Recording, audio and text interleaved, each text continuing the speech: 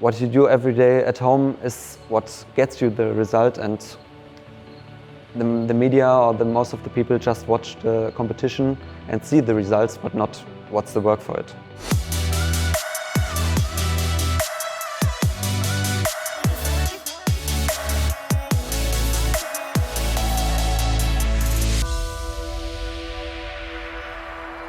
I'm Max, I'm 26 years old, and I started archery back in 2004 when I was 9 years old, and I got to it over my parents. My father started 1 year earlier and was like in a tree garden and just shooting with wood bows, and he invited my mom and me to try it, and I got a hang of it. And 2 years later I started in the regional team, sort of. And yeah, in 2010 I got into the junior national team, and since then I shot most of the international competitions, and yeah, leading up to this year with my first individual medal in a World Cup, and yeah, just fell short of competing in the Olympics. Max Weckmueller, he doesn't waste any time popping that one into the 10. Currently the scores show 57 apiece, and that would be a 5. I like the stabilizers because it was back in the day, back in 2016, it was like a little bit of new, the thin stabilizers. So, and at the university in 2017, I saw one of the USA team shooting them as well. And I liked the looks of it, and yeah, we chatted a little bit, and he said, yeah, why don't you shoot for our team? And then in Vegas, you guys got me equipped with the Ultras. I think it was the first or second Ultras back in the day. And yeah, since then I'm shooting for RamRods. So describing your setup now a little bit, what are all the specs of everything you shoot? And what are the elements of why you feel like that works for you or works for your shooting or helps you shoot better? So I'm shooting the Vector. The long rod is 30 inch. And the side rods are 15 inch. And I'm shooting 13 ounces in the front and 9 ounces in the back. And I'm shooting the tungsten powder inserts, the Steve Weiler edition. And I went for the setup because I like the bow if the point of mass is a little bit lower, so my side stabilizers are a little bit lower too. And I don't like it if the bow is too front heavy. I think it pulls too much on my hand because my pressure point is really low in the grip, and I like the feeling of the center of mass a little bit to the back, a little bit more to the riser. I tried different combinations with or without an extender, but that's what I'm shooting like for the last 3 years, I think. And I just did some minor tweaks, like 1 ounce more or less on the front, so my setup, I found it pretty quick and just fine-tuning it since then. Tungsten weights on the end? Yeah. And damping tungsten on the sides? And one normal tungsten. And 1 tungsten there as well, plus he's got the tungsten damping. So he's tungstened out. Yeah. Okay. I love the tungsten weight.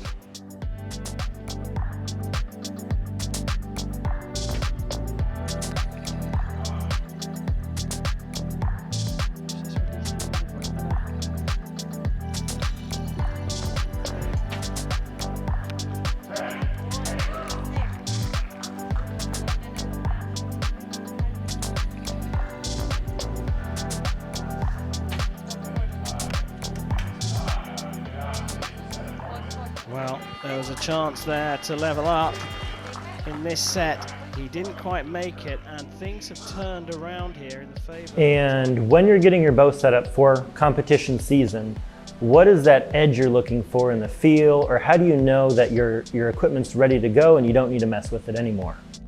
So I'm going for a little bit of, I try to get the sight pretty stable on the target, but I don't like the feeling if it's hovering too much, if it's like staying automatically in the middle. I like if it's pulling like in one direction a little bit, just pulling a little bit down, so I have to work for it, just to push on the handle and work for the pressure in the left side. I think it's helping my technique, because if it's too easy to aim in the middle, I'm getting a little bit lazy, I'm waiting for the clicker just instead of really working for it. And that's the point I'm going for. That it's like a feeling to have to work a little bit, but not too much. If it's like pulling me down in the blue, that's not what I'm going for, of course. But that's the thing I'm going for. So just a little bit of work to hold the pin in the middle. And I like for the wind, it's like a little bit difficult for me because my bow is quite heavy. So light wind is not the problem because the bow is pretty stable in the middle. But if the wind is really strong and it's pushing me off the middle, it's like difficult to get back in the middle. But I think for most competitions, it's a better way to get a little bit on the heavier side. To have for light wind, it's easier for me. So yeah. So looking back on your archery career from when you started to now going into a World Cup final, when was that moment that you decided archery is going to be my life and this is what I'm going for? And then how did you know that that was the right choice for you?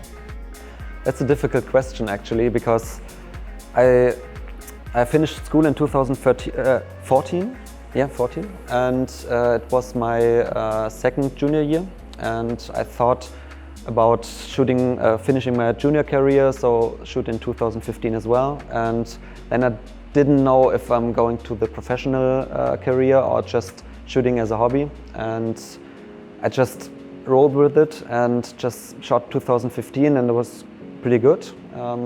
Had a little bit of tough luck, but most competitions were quite good for my standards back then. And yeah, 2016 I decided to get into the senior national team. I had the opportunity to, and yeah, I think the big decision fell in 2019 before the quarter place World Championships. I decided I had the feeling I have the chance to get to the Olympics. I thought if we get 3 people there, so a whole team, men's team, I have what it takes to shoot at the Olympics and compete there. And then I paused my university and went for training the whole day. And back in 2020, I completed the transfer to the professional career because I moved to Berlin, where most of the senior national team train. And I went into the military for the sports military program. So the financial side is pretty good in there, so I can do it the whole day. And yeah, that's when I got the whole professional career, I think, from beginning of 2020. And yeah, if it was a good decision, I don't know yet, because I didn't get to the Olympics, just fell short of. But I enjoyed the last 2 years, especially this year with the international competitions. Had pretty good results, so I think it was the right decision now. So after feeling like you definitely were capable of making an Olympic team and having a good showing as a team, you know, for your teammates as well, do you still feel like you're motivated to go for another 4 years, or I guess 3 years now, and give it another shot? I think so, yes, because this year showed me that I have the things to get into the top 10 in the world ranking and compete at the front. And I think the Olympics is the only thing I've got left to achieve. The whole thing, the big thing everyone is going for, and I think I can do it. So yeah, didn't get it this year, so give it another shot. And 3 years is not this big of a time. Yeah. We've done a lot of archery, we've watched a lot of archers, we coached a lot of archers. We know that it's a long journey. There's good points, bad points, mixed feelings about different things. But we want to focus too, even though a lot of the spotlight is on you this year for how well you've done at the World Cups and the World Championships and the World Cup final.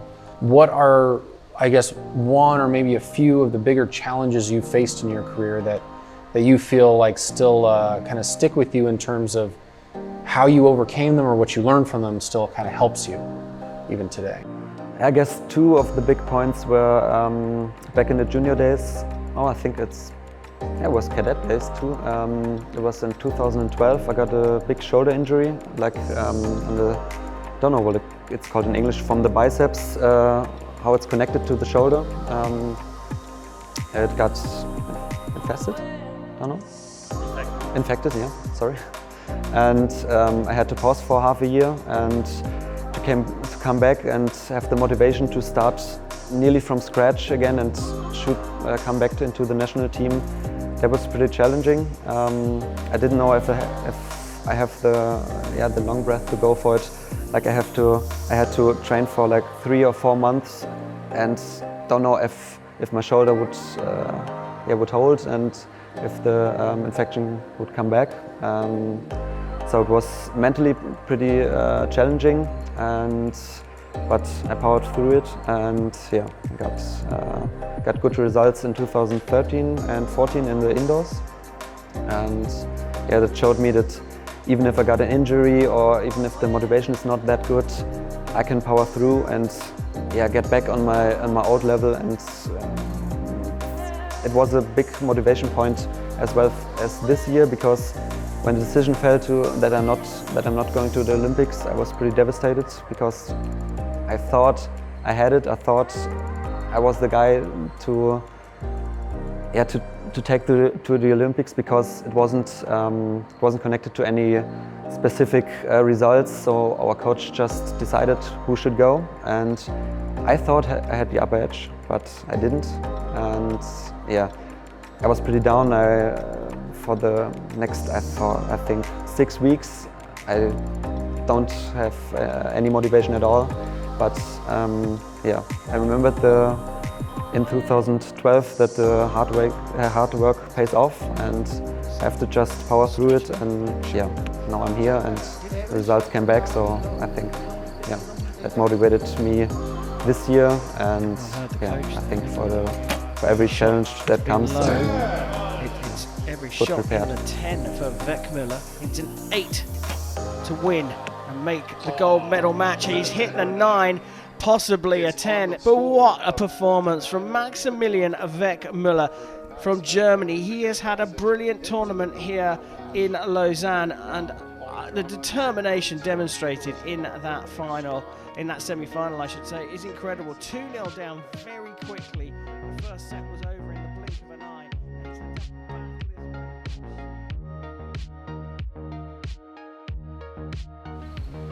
So going through obviously some of these ups and downs and learning you can power through it, I imagine there's some sort of internal motivation or something that really draws you to keep going through those moments. What do you feel like keeps you going day in and day out through when things aren't going as well?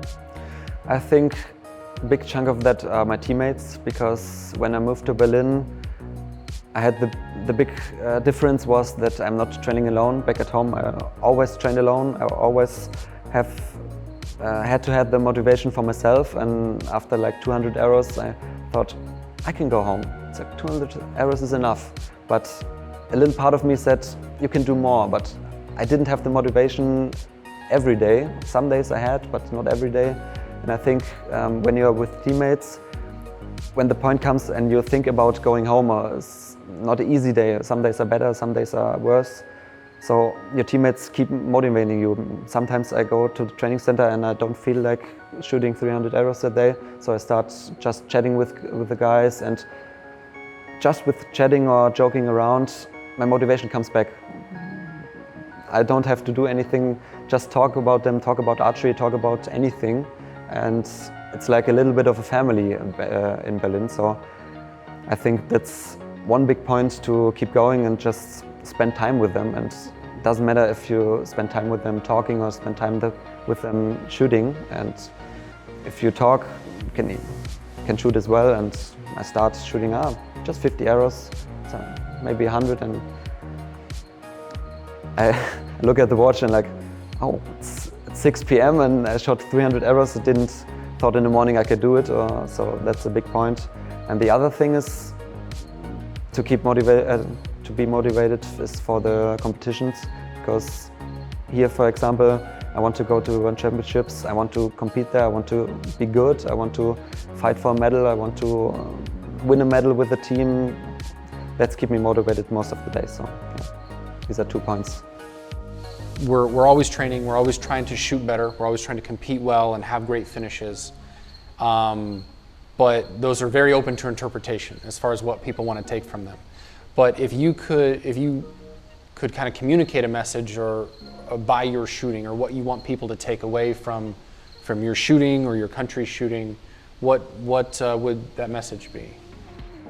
I think again it will be the thing we have going in the team. Like most of the guys and on every tournament, it's like not everybody is on every tournament, but I think like Florian and me in the men's team are like on nearly every tournament, and it's like the way we compete a little bit, but also motivate each other and work as a team, just learning from each other, motivating each other, and just be two individuals in an individual competition. But even in the qualification round, we start comparing results and just, okay, he's 2 points up, I have to get through this, I have to be near to him, to be better than him in the end. And it's like, I think we as a whole team, we just work very well together. And I think sometimes you see this in the medal matches, but in the qualification round or in the practice at home, you don't see it. And that's something I'm very proud of in our team. And maybe the world has to see it more often, what we do back at home every day. And because what you do every day at home is what gets you the result, and the media or most of the people just watch the competition and see the results, but not what's the work for it. Yeah. I like that. All right, so I think so we went through all our kind of formal questions here, but kind of like maybe you saw we asked Thijs, we wanted to kind of, based on your whole experience with archery and talking to either media or coaching people or just people, about archery in general, what are some things that you feel like you wish people asked more, or you wish you were asked more as a professional athlete, as a high-level shooter, that you think are maybe undervalued or just not discussed as much? I think, as I said, the work everybody on the field does for it, the work that goes in, like not only the practicing, but even the thing you have to manage with family, with work, with school, that are pretty important things, I think, because some people that start very young, they have to manage school and archery, and if you want to be a professional, you have to manage school very well, because if you don't shoot like, I think, half a day, maybe 3/4 of a day, you won't get to the high levels, and you have to sacrifice something in education or in work to achieve that, and that balance is very important, I think, and it's not talked about very much, because not every country has every professional archer. Most of them have to work to pay rent or to have food or money for food. So I think this is a really important thing, and yeah. I think it's very easy to look at athletes, especially again on a stage like this, where everybody is doing very well and has made it to their country's top level enough to get funding to be able to attend. But in reality, we're living in very different worlds. Whether maybe we look at sometimes and are jealous of the Korean team and what we think they have as far as support or money or security. But most people are somewhere in the middle, and there's definitely always going to be people more fortunate than us as far as that support.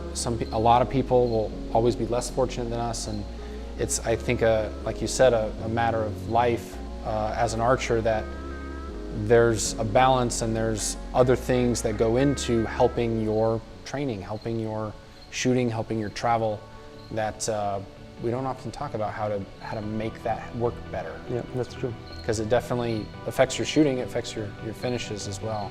But yeah, I think that was great answers. Thank you.